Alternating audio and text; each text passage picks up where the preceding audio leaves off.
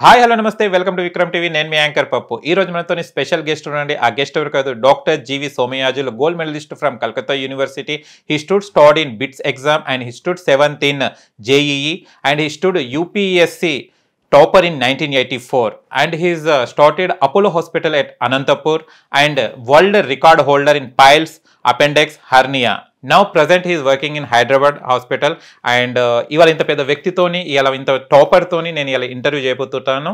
And ఇవాళ interview చేయడానికి చాలా రీజన్ ఉంది. ఎందుకంటే తను కూడా కలకత్తా యూనివర్సిటీ నుంచి చదువుకున్నారు కాబట్టి అక్కడ జరిగిన ఇన్సిడెంట్, ఒక అమ్మాయి మన జూనియర్ డాక్టర్ మీద జరిగిన రేప్ అటెంప్ట్ ఏదైతే రేప్ అటెంప్ట్ ఏదైతే ఉందో ఇప్పుడు సార్ని అడిగి తెలుసుకోవడానికి ప్రయత్నిద్దాం. డాక్టర్ జీవీఎస్ గారు, ఈ ఆర్జికర్ కాలేజ్లో కొంతమంది మనకు ఇన్ఫ్రెంట్ వచ్చారు, కొంతమంది తెలుసు. మళ్ళీ దీని వెనకాల బిహైండ్లో ఎవరున్నారు, వెనకాల ఎవరుండి నడిపిస్తున్నారు, దీనికి మీరు ఏమంటారు? కొంచెం మాకు కావాలి మీ నుంచి ఆన్సర్. ఎందుకంటే you are the student of Calcutta university and ఎందుకంటే ఇన్ఫ్రెంట్ వచ్చిన వాళ్ళే జనాలు చూస్తున్నారు, కానీ వెనక ఎవరు నడిపిస్తున్నారు, దీని వెనకాల ఏముంది, చరిత్ర ఏంటిది అసలు మీరు చెప్పగలుగుతారా సార్? చూడండి, మెడికల్ డాక్టర్ కాబట్టి ఒక మంచి లాంగ్వేజ్లో చెప్తాను మీరు అడిగిన ప్రశ్నకి ఆన్సర్.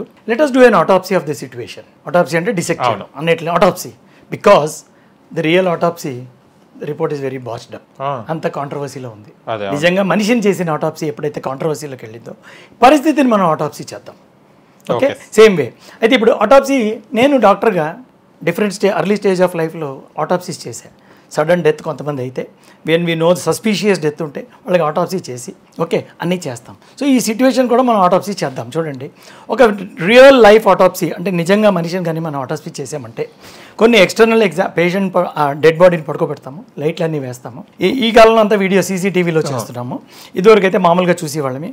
ఎన్ని ఇంజరీ మార్క్స్ ఉన్నాయి బయట, తలకి పగిలిందా, యాక్సిడెంట్, రోడ్ యాక్సిడెంట్, పొడిచిన case, whatever it is, drowning case అయినా ఏదైనా అవ్వచ్చు. ఎక్కడెక్కడ ఇంజరీ, ఎక్స్టర్నల్ ఇంజరీ మార్క్స్ ఉన్నాయో చూస్తాం, అన్నీ నోట్ చేసుకుంటాం. ఇంత ఇంజరీ, బ్యాక్, ఫ్రంట్, దాన్ని బట్టి డైరెక్షన్ ఆఫ్ ది ఇంజరీ అర్థమవుతుంది, మనిషి పడిన డైరెక్షన్ అర్థమవుతుంది, కాలు ఎలా ఉంది, చెయ్యి ఎలా ఉంది, ఎక్స్టర్నల్ ఫీచర్స్ అన్ని చూస్తాం. నెంబర్ 1. నెంబర్ 2 ఏం చేస్తామంటే ఇంటర్నల్ ఇంజరీస్ చూస్తాం. అప్పుడు బాడీని ఓపెన్ చేస్తామండి. కడుపు, లంగ్స్ బాగున్నాయా, హార్ట్ బాగుందా, బ్రెయిన్లో ఏమన్నా బ్లడ్ కంజెషన్ ఎక్కువ వెళ్తే తెలిసిపోతుంది. తర్వాత మిగిలిన ఇంటెస్టైన్స్ అవి చూస్తాం. తర్వాత అదర్ దాంట్లో ఎక్కడ బుల్లెట్ అది వెళ్ళినట్టు ఏమైనా ఉండుంటే, నైఫ్ వెళ్తే ఎంత డీప్ వెళ్ళింది, దాన్ని అన్నింటిలో ఎగ్జామిన్ చేసి చూస్తాం. ఇది నెంబర్ 2. నెంబర్ 3 ఏంటంటే బయోకెమికల్, కడుపు లోపల ఫ్లూయిడ్ ఏది ఉంటో తీసి దాన్ని టెస్ట్ చేస్తాం. అయినా పాయిజన్ కన్జ్యూమ్ చేస్తుంటే ఇంటెస్టిన్లో కూడా ఫ్లూయిడ్ ఉంటే టెస్టింగ్ పంపిస్తాం. దీన్ని ఏమంటారు బయోకెమికల్ అనాలిసిస్. 4th లాస్ట్లీ ఏముంది, బ్లడ్ అవి కానీ సీమెన్ గీమెన్ అన్న ఎక్స్టర్నల్ పార్ట్స్లో ఏమైనా ఉన్నాయా, లేడీ అయితే we have to checkup, uterus, vagina అన్నీ బాగున్నాయా లేదా, ఏంటి ఉన్నాయని చూస్తాం. లాస్ట్ పాయింట్, 5th పాయింట్ ఏంటంటే we check the nails and the hair. ఎందుకంటే సమ్ క్రానిక్ పాయిజనింగ్ కేసెస్లో ఆర్సెనిక్, ఫర్ ఎగ్జాంపుల్ ఆర్సెనిక్ ఏమో నెయిల్స్లోను, హెయిర్లోను వాటిలో దొరుకుతుంది, స్కిన్లో కూడా దొరుకుతుంది. సో వీటిలన్నింటినీ చేస్తాం. నా ఇప్పుడు నేను చెప్పేది ఏంటి, ఇక్కడ ఈ పరిస్థితిలో ఇన్ని చెకప్ చేసాక we come to a conclusion. It does not take a Sherlock Holmes or a James Bond to tell what happened in this case. James Bond నాకు దిగి రావక్కర్లే, షెర్లాక్ హోమ్స్ మనం మ్యాగ్నిఫైయింగ్ గ్లాస్ వచ్చుకొని రావక్కర్లే, ఏమిటి ఈ కేసు ఏంటి అని చెప్పడానికి. ఇప్పుడు ఎగ్జాంపుల్ చెప్తా. బాడీలో ఉన్న ప్రతి బోను విరకొట్టేశారండి, చెయ్యిని ఇలా తిప్పేసి విరకొట్టేశారు, ఎవ్రీ పార్ట్. కాళ్ళు ఇలా వంకర అయిపోయాయి, తలకాయకి దెబ్బలు తగిలే, బాడీలో ఉన్నాయి, చెస్ట్ మీద ఉన్నాయి దెబ్బలు ఉన్నాయి. నెక్స్ట్ ప్రైవేట్ పార్ట్స్లో it is such a pathetic, inhuman. ఈ చేసిన వాడు మనిషే కాదు. ఓకే, అయితే అతను మనిషి కానప్పుడు మనము ఆయనకి జస్టిస్ ఆ ప్రకారంగానే ఇవ్వాలి. మనిషి అంటే మీకు రైట్స్ ఉంటాయి, హ్యూమన్ రైట్స్ అంటాం. హ్యూమన్ రాంగ్స్ ఇప్పుడు ఉన్నాయి. హ్యూమన్ రాంగ్స్కి హ్యూమన్ రైట్స్ ఎలాగుంటాయి? నేను చెప్పింది మీకు అర్థమైందా? సో ఇక్కడ ఏంటంటే ప్రతి గ్లాస్ పీసెస్ కనబడ్డాయి లోపల. సో కర్రలు ఇనప మొక్కలు అవి గ్లాస్ పీసెస్ కనబడ్డాయి. సో ఇది సో హారబుల్ సిచ్యువేషన్. ఇది చెప్పుకుందుకు కూడా సిగ్గుకరమైన సిచ్యువేషన్, బాధాకరమైనది. అయితే బయట ఒకటి ఇంజురీస్. నెంబర్ 2 ఏంటి, పార్ట్స్, కట్స్, తలకాయ గిలికాయ అన్నీ పగిలిపోయి లోపలంతా ఉన్నాయి. నెక్స్ట్ ఏంటంటేనండి ఇవన్నీ బాడీనేమో అక్కడ బట్టలు ఏమీ క్వశ్చనే లేదు ఇంకా అక్కడ అంతాను. ఆ తర్వాత అక్కడ నుంచి పీక్కొని లాక్కొచ్చి ఇప్పుడు రియల్ కొంతమంది బయట వెనకాల బిహైండ్ ద సీన్ చెప్పేది ఏంటంటే this murder was committed in the room and the body is bought and thrown in the auditorium హాల్లో. అంటే మిస్లీడింగ్. అయితే దీనికి ఇది అయిపోయింది. అయితే ఇన్ని వస్తువులు జరిగినప్పుడు దీన్ని పోస్ట్మార్టంకి దీంట్లో దీనికి డెఫినెట్లీ ఎవరో ఒక మనిషి చేసింది కాదు. మనిషిని పట్టుకుని ఎముక విరగాలంటే ఒక మనిషి చేయలేడు. దెన్ ఇప్పుడు మీరు ఒక మనిషిని పట్టుకుని ఎదురుగుండా పెడుతున్నారు, మిగిలిన వాళ్ళు అదే కదా, ఎవరు ఆ పేరు గురించే మాట్లాడటం లేదు. నెంబర్ 1. నెంబర్ 2 ఏంటంటే ఇప్పుడు అయితే ఈ ఒక్క మనిషే వచ్చి ఇన్ని పనులు చేసి బాడీని లాక్కెళ్ళి అక్కడ పెట్టేశాడా? ఒక ఫుల్ హాస్పిటల్ ఇది. ఇదేదో ఐసోలేటెడ్ మార్చురీ కాదు. శ్మశానంలో మనం ఎవడో ఇక్కడ బాడీ అక్కడ బాడీ ఇక్కడ పెడితే పర్వాలేదు. ఫుల్ ఫ్లెడ్జెడ్ 1000 బెడ్ హాస్పిటల్ అంటే అవన్నీ 1000 బెడ్స్ ఉంటాయి స్ట్రెంత్.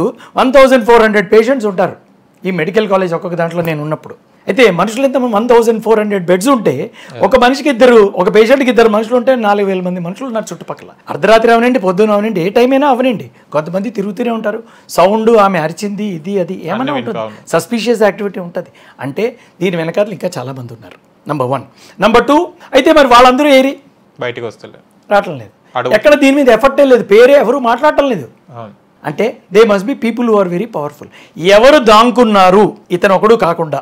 సెకండ్, వీళ్ళందరినీ ఎవరు దాచుతున్నారు? పెద్ద పవర్ ఉంటే దాక్కుంటాడు. దీని ఇన్వెస్టిగేషన్ ఎవరైతే ఆపుతున్నారో వాళ్ళే దాచుతున్నారు దీన్ని. Simple logic. ఎవరైనా మనం విలేజ్లో ఒక లేడీని అడిగారంటే కూడా, మా ఇంట్లో పర్మిషన్ ఉంది అడిగితే కూడా ఆమె కూడా చెప్పేస్తుంది. ఒకళ్ళు చేయలేదు అంటే 2, 3, 4 కలిసారు. ఇతను ఒక్కడిని పట్టుకుని వీడే దొంగ ప్రతిరోజు చెప్తుంటే నువ్వు ఇన్నిసార్లు నిజమని చెప్తున్నావు ఏంటంటే ఎంత అబద్ధం చెప్తున్నావు? అవును, అది కూడా నమ్మలేం కదా. క్యా గమ్ హే జో ఛుపా రహే హో. నువ్వు ఏదో ఉంది వెనకాల నువ్వు దాచడానికి ట్రై చేస్తావు. ఇప్పుడు వీళ్ళని ఎవరు దాచుతున్నారు? ప్రిన్సిపల్ని ఒకటి స్కేప్ గోట్గా తయారు చేసి ప్రిన్సిపల్ ఒకటే చేసేసాడు. అచ్చా, ఇంకో మాట చెప్పండి. జరిగింది రేపు, గ్యాంగ్ రేపు, మర్డర్ జరిగింది, ఇతన్నేమో పట్టుకున్నారు, ప్రిన్సిపల్ని అరెస్ట్ చేయడం అర్థం ఏంటి? నాకు అర్థమే అవ్వలేదు. ఇంకా ఆయనని ట్రాన్స్ఫర్ చేసి పాప మంచి ఆయన మీద ఏమి క్రైమ్ లేదు. అదేదో కమిషన్ తీసుకున్నాడో, 20% కమిషన్ తీసుకున్నాడో, ఏదో గోడలు వేరుకొట్టాడో, అది చేశాడో, ఇది చేశాడు, అవి అలిగేషన్స్. ఆయన it is not related to the incident.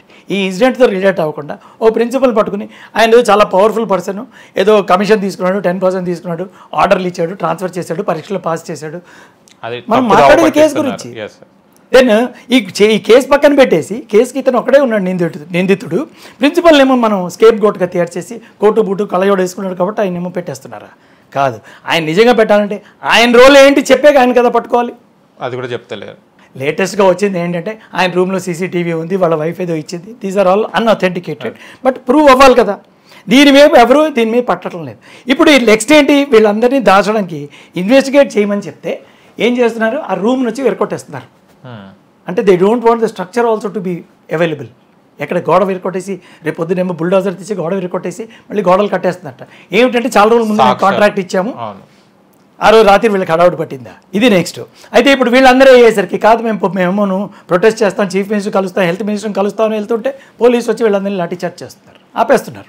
Now what is the health minister hiding? Who is hiding behind the health minister? And what is the chief minister doing? ఇద్దరు ఒకటి. సో ఇది చాలా వెల్ థాట్ అవుట్ స్ట్రాటజీలో చేసి వీళ్ళు చాలా తెలివి అనుకుంటున్నారు. లెట్ us రిమెంబర్, ఇందులో ఏం చెప్తా, షర్లాక్ హోమ్స్లో ఏం రాస్తాడంటే there is no murder in the world that is perfect. ప్రపంచం చరిత్ర మొత్తంలో కూడా మర్డర్ పర్ఫెక్ట్ లేదు. క్లూ ఉంటుంది, ఎక్కడో క్లూ వెళ్తాడు మర్డర్ చేసిన వాడు. ఎన్ని క్యాలిక్యులేషన్ చేసినా క్లూ ఉంటుంది. మనకు కనపడటం లేదా, వినపడటం లేదా, కనపడితే పక్కన పెట్టేస్తున్నామా. ఇప్పుడు మీరు అందరూ వెళ్ళి డ్యూటీ చేసుకోండి అంటే డ్యూటీ చేసేది ఎక్కడుంది? అయితే ఇది అయిపోయింది. ఇదంతా ఒకటి. ఇంకోవైపు ఎవిడెన్స్ అంటామండి. ఎవిడెన్స్లో 2 రకాలు ఉంటాయండి. కోర్టుకు కావాల్సిన ఎవిడెన్స్ మనం దాన్ని ముందుకు ప్రొడ్యూస్ చేయాలి. అయితే ఇక్కడ ఏంటంటే ఒకటి డైరెక్ట్ ఎవిడెన్స్, ఒకటి ఇండైరెక్ట్ ఎవిడెన్స్. ఇప్పుడు పోస్ట్ మార్టం నేను చాలా కేసులు చేశాను కాబట్టి ఫోరెన్సిక్ అని మేము చదువుతామండి. సైన్స్ ఎంబీబీఎస్లో final year, 4th year final ఇయర్లో ఫోరెన్సిక్ అండ్ సోషల్ మెడిసిన్ అని చెప్పి ఉంటుంది, FSM. ఫోరెన్సిక్లో మాకు ఇవన్నీ నేర్పిస్తారు. సో మీరు ఏ భాషలో దేన్ని ఏ అధికారంతో మీరు మాట్లాడతారంటే I studied my forensic, I know everything about what is that, I'm a topper in that subject. అయితే అందుకని నేను మీకు క్లియర్గా మాట్లాడగలుగుతున్నాను. Thank you very much. Thank you sir, thank you so much.